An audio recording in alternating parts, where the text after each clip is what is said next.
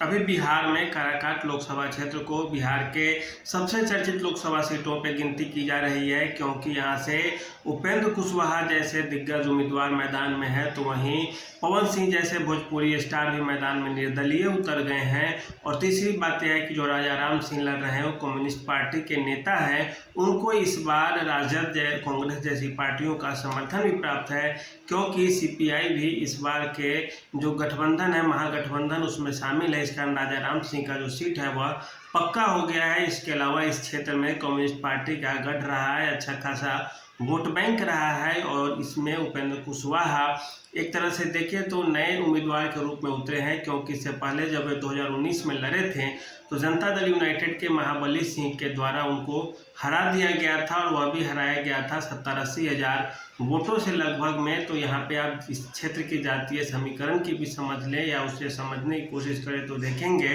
कि भले ही यहाँ से दो कुशवाहा मैदान में है, लेकिन यहाँ पे जो सबसे ज़्यादा संख्या में जो जाति है वह जाति है यादव जाति है, जिनकी 3 लाख 3.25 लाख के आसपास आबादी है। कुशवाहा जाति की बात करें तो यहाँ से 2.5 लाख आबादी है।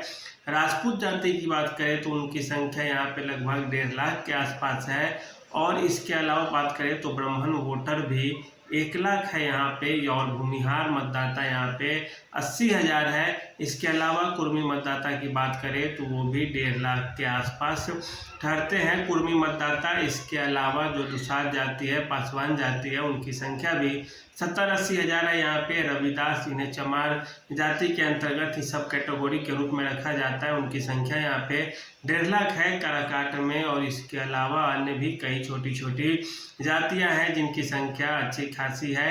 तो इस लोकसभा क्षेत्र की बात करें तो कुल मिला के 10-11 लाख वोटों की बात हम आपको बता दिए हैं। और इसके अलावा आप समझते होंगे कि यहाँ कुशवाहा ज़्यादा है, तो यह गलतफहमी है, क्योंकि कुशवाहा यहाँ पे 2.5 लाख ही है, जबकि उनसे ज़्यादा यादव यहाँ पे रुकते हैं।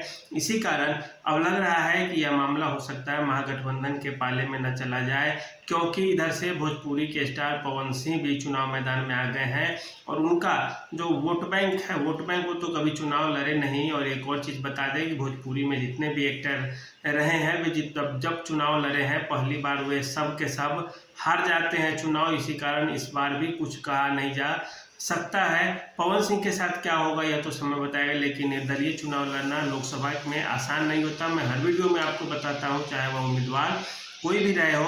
वही हाल पवन सिंह के साथ होने जा रहा है। लगभग उपेंद्र कुशवाहा और महाबली सिंह में दिक्कत, महाबली सिंह तो हरा दिए थे उपेंद्र कुशवाहा को पिछली बार, इस बार उन्हें सीट नहीं मिली है, इस बार सीट मिल गई है राष्ट्रीय लोक समता पार्टी के उपेंद्र कुशवाहा को। तो कुशवाहा के साथ दिक्कत अब यह रह गई है कि उनको क्या भाजपा का जो कैडर वोट है, जो राजपूत है, ब्राह्मण है, भूमिहार है, और जो पिछड़ी जातियां हैं, जो वैसे समाज है, उनका वोट क्या उपेंद्र कुशवाहा को मिल पाएगा, या वोट पवन सिंह और राजा राम सिंह के माध्यम से इधर उधर होगा। अगर ऐसा होता है तो उपेंद्र कुशवाहा के लिए लड़ाई मुश्किल भरा हो जाएगा। लेकिन इस क्षेत्र में अमित शाह जैसे, योगी आदित्यनाथ जैसे नेताओं की एंट्री की गई है, ताकि जो राजपूत मतदाता है, जो वैश्य समाज के लोग हैं, उपेंद्र कुशवाहा के पक्ष में आकर मतदान करे। खास करके जो कुशवाहा बिरादरी है उससे वोट अगर नहीं कटता है, क्योंकि कुशवाहा है, राजा राम सिंह भी कुशवाहा ही है, और उपेंद्र कुशवाहा भी कुशवाहा है, तो कुशवाहा वोटों का जो झुकाव जिधर होगा उपेंद्र कुशवाहा की तरफ हो गया तो उपेंद्र कुशवाहा निकलते हुए दिखेंगे। अगर नहीं होता है तो फिर दिक्कत है, क्योंकि उधर से यादव वोटर्स भी काफ़ी संख्या में, वो भी काउंटर करने को उधर से तैयार है। अगर इधर से राजपूतों का वोट पवन सिंह काटने में सफल होते हैं तो उपेंद्र कुशवाहा के लिए रास्ते आसान नहीं होंगे। भोजपुरी स्टार है पवन सिंह, इसमें कोई दो राय नहीं, फैन फॉलोइंग उनकी होगी, लेकिन चुनाव में बैलेट पेपर पे गिनती होती है, ईवीएम में गिनती होती है, एक एक मत का वैल्यू होता है, फैन फॉलोइंग से कुछ नहीं होता है।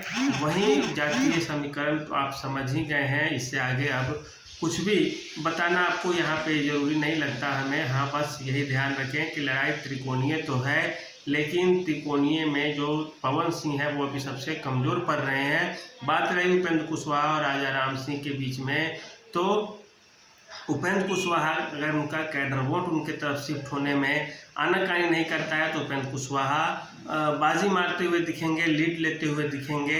अगर जो भाजपा जदयू का कैडर वोट है उनसे छिटका तो उनको परेशानी का सामना करना पड़ सकता है, क्योंकि उपेंद्र कुशवाहा एक बार अपने पार्टी का विलय जदयू में करके जदयू में आ गए थे, जिससे उनके कैडर के जो वोटर थे, जो उनके कैडर लोग थे, वे उनसे नाराज चल रहे थे कि कैसे कैसे अपनी पार्टी का सीधे सीधे विलय कर दिए। अब वो फिर से एक बार एनडीए की तरफ आके चुनाव लड़ रहे हैं, तो ऐसे में थोड़ी बहुत जनता के बीच जो असंतोष है उसका जो जवाब तो उनको देना होगा, लेकिन समय के साथ परिस्थितियां बदलती है। क्या देखिए, अंततः वे चुनाव की जो रथ है उसको अपनी घर की तरफ मोड़ पाते हैं, या वह राजा राम सिंह के घर की तरफ वो रथ मोड़ जाएगा तो समय बताएगा। लेकिन यह जरूर है कि जो काराकाट में त्रिकोणीय लड़ाई है उसमें जो सबसे मजबूत उम्मीदवार है, मजबूत दावेदार है, वह उपेंद्र कुशवाहा ही हैं। पवन सिंह की फैन फॉलोइंग ज़्यादा है, लेकिन वोट उनका उतना नहीं होने वाला है। राजा राम सिंह की बात करें तो वे कम्युनिस्ट पार्टी के लीडर तो हैं, लेकिन उनका ग्रामीण क्षेत्रों में अच्छा खासा पकड़ रहा है। हालांकि पिछले जो 2 चुनाव में वे अकेले लड़े थे, तो एक में 24,000 वोट मिले थे उनको और एक में 32,000 वोट मिले थे। इस आधार पर भी आप देखें तो उपेंद्र कुशवाहा सबसे आगे ठहरते हैं। इस बार महाबली सिंह तो है नहीं मैदान में, इसलिए उपेंद्र कुशवाहा थोड़े थोड़े भारी प्रतीत होंगे, क्योंकि उनका जो गठबंधन है भाजपा और जदयू का वोट बैंक भी उनके साथ रहने वाला है। तो आज के लिए इतना ही।